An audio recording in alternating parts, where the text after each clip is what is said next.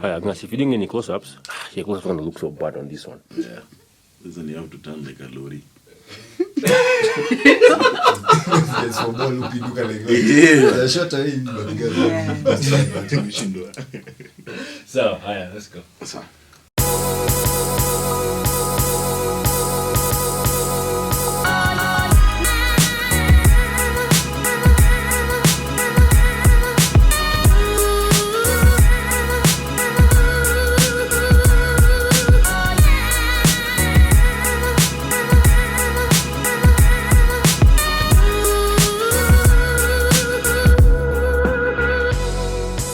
Welcome to episode 34, part 3 of Kenya's premier sports video podcast, the 3 Quarters podcast.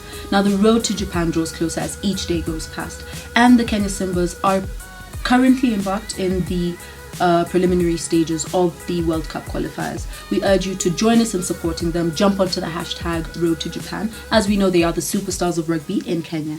I'm Demima Duffield. This is NGASH official noisemaker. I'm Jeringus Kenyana. Now, in part 3, we usually talk about other sports, sports other than rugby. There is life outside of rugby. So, yes. So we will start off with the just concluded IAAf World Under-18 Championships, which took place at the Moi International Stadium in Kasarani. What are your thoughts on that, Nash? You see, this is always like the benchmark for future stars in the world of track and field. As a matter of fact, Usain Bolt was spotted. Usain Bolt was spotted at such a tournament in 2002. Yeah. And that's when guys identified with him and they were able to nurture him into what he became later on. A couple of guys stood out for me. For me, the biggest guy was the Cuban triple jumper, Jordan Diaz. Yes. He set a world record in that level, and I think he got the crowd going. Yeah. His technique was very good. There was also Mary Mora, who was Kenya's 400-meter runner. Yeah. I think she did a good job in getting the silver. The Kissy Express. Kissy Express, exactly.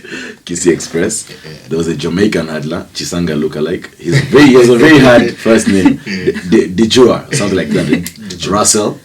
I think he's also somebody to watch. Yeah. He's a very powerful runner. And you remember like the gap he gave everyone in the 110-meter hurdles. He was like in a race of his own. Exactly. Yeah. And then there was also George Manangoi, 1500 meters. Yeah. I think his running technique is good at a very young age. Yeah, you remember the last kick? His last lap. Yeah. And I think he's also one to watch. Yeah, so those are the guys who I was able to watch and see that there are people to actually put our eye on. Yeah. All right. Anyone stand out for you? Yeah, actually, they mentioned the Jamaicans again, the hurdles. Now the women's. Yes. Brittany Anderson, she was quite good and even ran the fastest time done by an under-18. Yeah, she was quite good. I think I mentioned, of course, steeplechase, our guys. That is ours. Yes. Standard. Yeah, that's standard. The women as well. Yeah. Karen Chibet, she got the gold. And then, as you mentioned, the Leonard Kipkemoi Bet and Cleophas Kandia. Those guys won gold and silver in the 2000 steeplechase. And also, I'd give a shout to Wamboi Jacqueline, 800 meters. Yes. Yeah, she really had a good race on that one. With our future Nicholas Betts, these short races, we're not known for the short races. Yeah, we are actually guys for long distance endurance and the works. But getting the likes of 400 meters silver, 800 meters gold, that's fantastic. Those guys really stood out for me. And you mentioned Diaz, the Cuban guy. Yes, the guy is only 16. Yes. Can you imagine? So he is eligible for the under-20s. Yes. That should be happening soon as well. Yeah, so, those are my guys. All right. Now, moving on to the IAAF World Championships, which will be on in London from the 4th to the 13th. Who do you think will shine, or who do you expect to shine in those? South Africa 400-meter Wayne van Niekerk.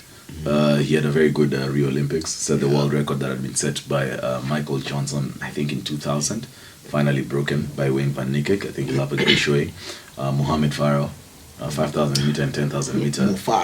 World champion and Olympic champion. I think, and it's at home. So I think Mo Farah is going to have a good showing. I'm thinking about how he had an excellent Olympics in 2012, which were hosted in London. So I think it's going to be the same effect for Mo Farah. David Rudisha, of course, for us. Conseslus Kipruto for the steeplechase, our guys. Andre de Grasse, Canadian sprinter, who thought that he gave Usain Bolt a run for his money in the Rio Olympics. But I think also Andre de Grasse and the usual Justin Gatlins. But by all means, this World Championships is for Usain Bolt. This is his retirement party. So I think he's also going to give us a show. Those are the guys I'm thinking about. All right. Anything you'd like to add? I think he's mentioned. He's mentioned like everyone. So you kind of like. But as you said, it's Usain Bolt's tournament, if I may say so. Him bringing the curtains down to his career. He's ending his career now. And Rudisha, of course, he's going there as a wild card though. But I think he'll give us a show. Definitely Kenyans, and considering us guys are the defending champions. True. We were top the last outing. So I think our team should actually perform well. All right. Now the annual Tour de France just ended. It's one of 3 biggest cycling tours. Do you wanna say something about Tour de France is, of course, the oldest tour, starting in 1903 in cycling. It's part of 3. There's the Giro d'Italia, there's a Tour de France, and I can't pronounce the last one, but it's in Spain. It's one of those Spanish names. Predominantly happens in France, but occasionally you have it starting outside France. For example, like this year, it started in Düsseldorf in Germany. It's a 21-stage tournament. So they are cycling for 21 days for numerous kilometers, you can imagine. And the iconic thing about the Tour de France, forget about, there's a yellow jersey that's worn by the winner.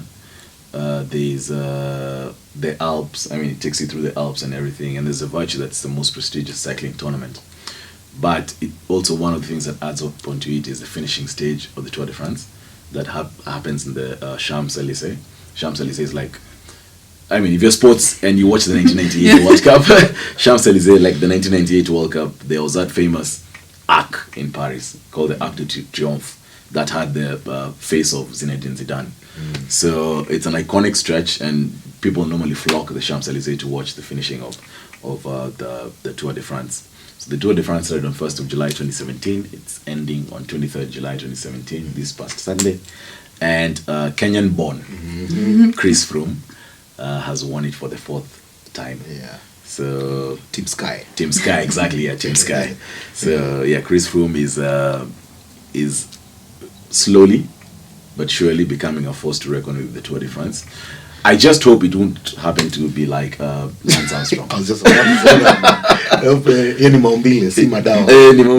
that. Lance Armstrong won it for 7 times. Then we found out later on the guy was doping. So I hope it's not the same thing for Chris Froome. It's funny how this tournament how they began. Like I said in 1903, I read somewhere that it started as a way of promoting newspaper sales. Yes. Wow. Yes. It actually did start as a way of promoting newspaper sales. Okay, well, now we go into our bonus segment where we talk about. Today we're going to talk about what or who makes a good coach. And, after we go through that, you'll tell me who your 3 coaches are, in your lifetime. In my lifetime. Yes. Short life, I must add. Yes. I'll let short like this. I'll let Gus go first on this one. Oh, well, what makes a great coach? I think I'd go with the one who's organized, a coach that is very organized in what he does, objective. Patience as well. Patience is quite a big virtue for me, I think, when it comes to coaching, because you don't know that you always get a pool of different players, different kind of needs for each player, and you need to approach it with a lot of patience as well. Tough and firm is also one character that I think must be part of a good coach. To name my best 3 in no particular order, though. No particular order. Phil Jackson coached the Bulls and the Lakers. He has, I think, he has the most championships by any player and coach. Okay, you can argue that.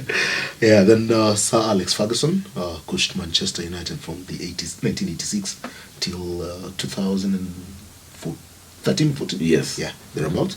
Then Gordon Tiggens, New Zealand Sevens coach, former, now currently coaching Samoa. Yeah. It's actually a very good pick. Gordon Tiggens. Yeah, that's a very good pick. For me, number one thing about a coach has to believe in some sort of philosophy about the game. Whether it's Jurgen Klopp's Gegenpress, whether it's Arsene Wenger's free-flowing football, whether it's Pep Guardiola's tiki-taka, some sort of philosophy, and whether it's Phil Jackson's triangle offense. I think that's one fundamental thing that a coach must have. A coach should be able to inspire his players to a level greater than the other guys. Most of the times, because these coaches are dealing with young players, so you should also have some sort of father figure, and as Gus is saying, firm and discipline, and should be able to instill, but he should be able to have his mental toughness needs to be on another level compared to his players. So who would you say your three are? So my special mentions, of course, there's Jose Mourinho, Jake White, Eddie Jones, Arsene Wenger, Greg Popovich, Sir Clive Woodward. There's some guys who get special mentions. But my greatest three coaches I'm actually going to name them in order. Number 3 for me, Sir Alex Ferguson, because of 25 or so titles he won at Manchester United. Number 2 is current New Zealand All Blacks coach Steve Hansen. Started off as a deputy to Graham Henry. Sorry, I beg your pardon, Sir Graham Henry, and now coach. And my best coach is Phil Jackson, Chicago Bulls and LA Lakers. Yeah. So. Okay. Well, I'd say to be honest, hats off to all the coaches who don't get mentioned. I mean, being a coach is no mean feat. So you know. So hats off to them. Alright, we'd like to thank our fans and followers for taking their time to watch our episodes. You can like our page on Facebook, follow us on Instagram, and subscribe to our YouTube channel. I'm Davima Duffield. This is NGASH, your official noisemaker. I'm Jerry Goose Kenyana. And we look forward to seeing you in episode 35. Yeah!